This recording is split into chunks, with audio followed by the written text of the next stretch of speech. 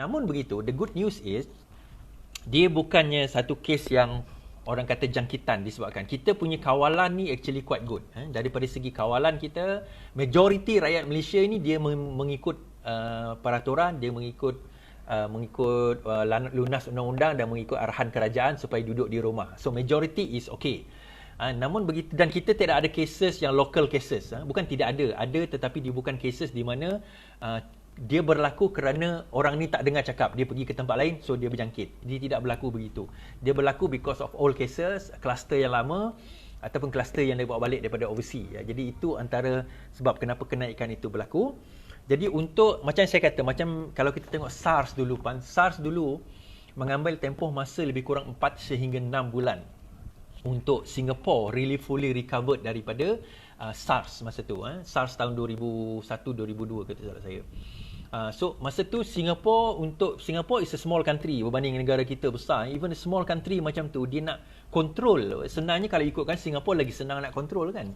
Tetapi itu pun mengambil masa 4 sehingga 6 bulan untuk dia nak recover dalam keadaan SARS yang melanda pada waktu itu.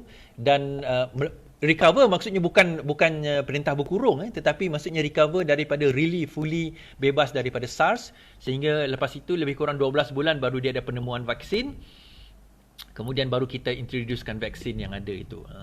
Dan kita tahu vaksin ini kita tak boleh nak bunuh virus, tetapi kita panggil sebagai, bukan matikan, tetapi dia buat jadi macam terbantut virus itu, menyebabkan dia tak boleh menjangkiti sel kita. Itu masih dalam kajian, dalam perkiraan. Okey. So saya nak ulang balik bahawa PKP berkemungkinan akan dilanjutkan sehingga 30 hari bulan, tetapi dipanggil fasa ketiga. Dan fasa ketiga ini dia akan announce pada 10 hari bulan, pada hari Jumaat ini berkemungkinan. Saya harap saya salah lah, tetapi berkemungkinan benda itu berlaku. Dan dengan itu dia ada prosedur SOP dia untuk kawasan hijau. Kawasan hijau maksudnya kawasan yang tidak ada pesakit, tidak ada orang yang dijangkiti COVID, ataupun kalau ada pun dia dah dibawa ke hospital. Jadi tidak ada benda itu berlaku. Now, I think this is where sebenarnya jabatan macam yang hari tu saya pergi tibai Tuan Ibrahim Tuan Man kan. Dia kata, Tuan Ibrahim Tuan Man, dia kata virus ini boleh merebak daripada dubur ke mulut. Kita hendaklah tengok pembentung. Sebenarnya bukan itu yang dimaksudkan oleh Belanda. Apa kajian yang dia dapat tu betul, dan bagi saya kajian tu bagus. Sepatutnya kerajaan buat macam ni. Dalam keadaan sekarang ini, apa yang dia boleh buat adalah di mana kerajaan, terutama Ministry of Kementerian Alam Sekitar, mewah mewah tu bodoh atau bangang kan. Terutama Kementerian Alam Sekitar, apa yang dia boleh buat, dia boleh hantar pegawai pergi ke kawasan-kawasan yang ada air kumbahan. Itu kajian daripada Belanda, ini kajian dia. Dia ambil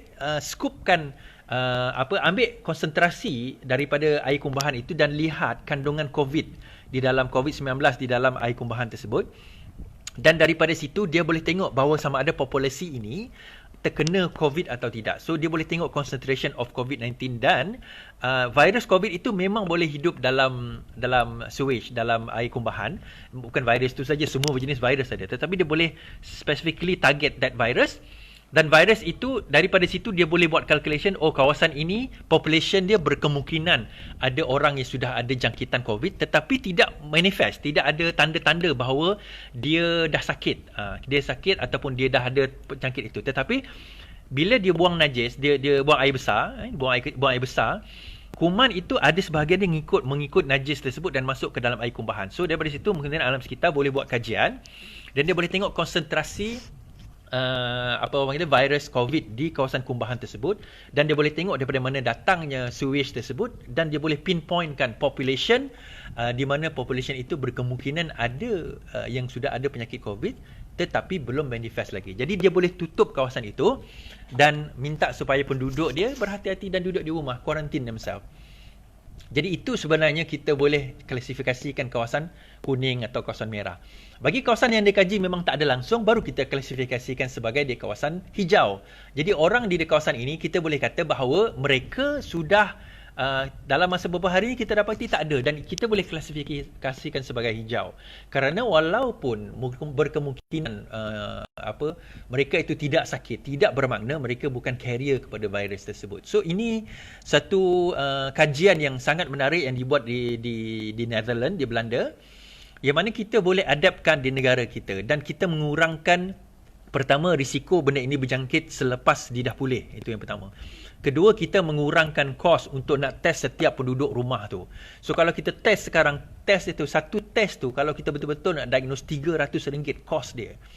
So the cost is too expensive. Even dia punya screening pun walaupun tak tepat, tetapi itu pun mahal juga. Jadi penting sebenarnya untuk kita buat early detection dengan cara itulah tadi. Kita kaji kumbahan. Hari ini baru betul kalau kita nak tengok daripada segi najis macam mana konsentrasi COVID-19 itu boleh terdapat di dalam air kumbahan dan daripada situ kita boleh buat early detection kepada berkemungkinan kawasan itu ada penduduknya yang membawa virus coronavirus ataupun berkemungkinan ada penduduk yang pun sudah dijangkiti oleh coronavirus. So itu satu benda yang sangat menarik untuk kita nak kaji dan kita nak lihat. Okey, habis kat situ.